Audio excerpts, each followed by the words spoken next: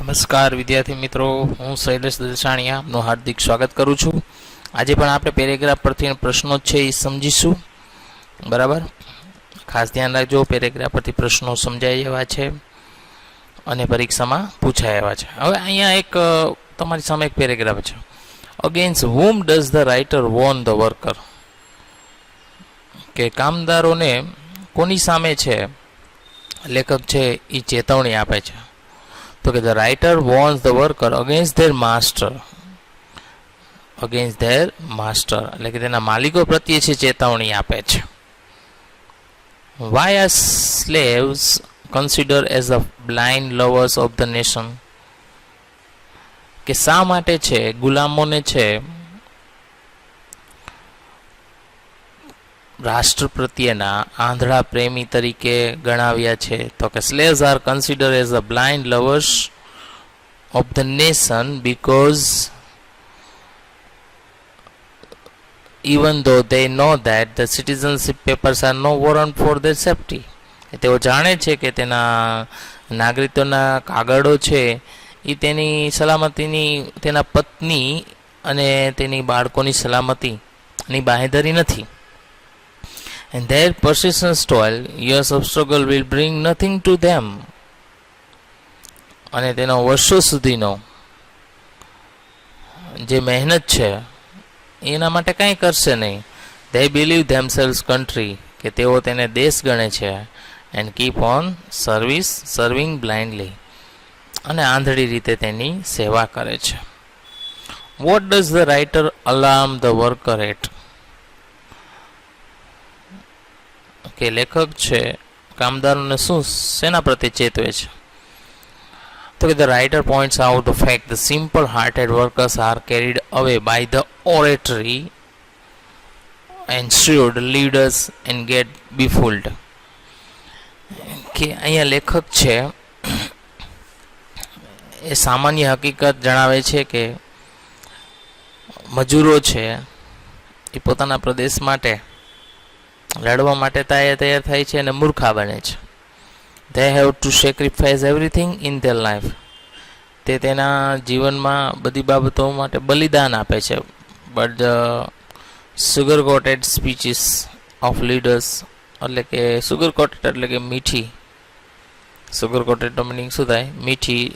મીઠા ભાષણો of the leaders, એટલે કે નેતાઓના મીઠા ભાષણો ટ્રેપ ધેમ, તેને જાળમાં ફસાવે છે. And they lead a miserable life working for them. અને તેના માટે તેનું જીવન છે એકદમ દુઃખી બનાવે છે. ચોથો પ્રશ્ન છે, what is the blind vanity of slaves according to the writer? કે લેખકના મત પ્રમાણે આંધળી ગુલામી શું છે? તો કે according to the writer, in spite of being aware of the facts of honest sweat, persistent toil, કે મહેનત, પ્રામાણિકતાનો પરસેવો, સતત મહેનત, in years of struggle bring them nothing, એનાથી કંઈ નથી મળ્યું. worth fighting for, નકામી લડાઈ છે. The workers fully believe that, કામદારો એવું માને છે કે they are a country, તેઓ એક દેશ છે. and this is the blind vanity of slaves, અને તે આ આંધળી ગુલામી છે. પાંચમો પ્રશ્ન છે, what are the workers aware of? કામદારો શેનાથી જાગૃત છે? તો કે the workers know that, કામદારો જાણે છે that their only enemies are their master, કે તેના ગુલામો તો તેના માલિકો જ છે. They know that the citizens of paper are no warrant for safety of their wives and children, કે તેના નાગરિકોના કાગળો તેની પત્નીઓ અને તેના બાળકો માટે સલામતીની બાંહેધરી નથી આપતા.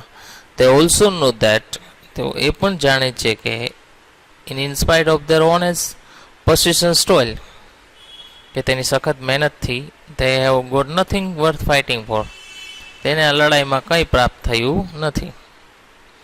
Why does Helen Keller say that the workers have foolish heart?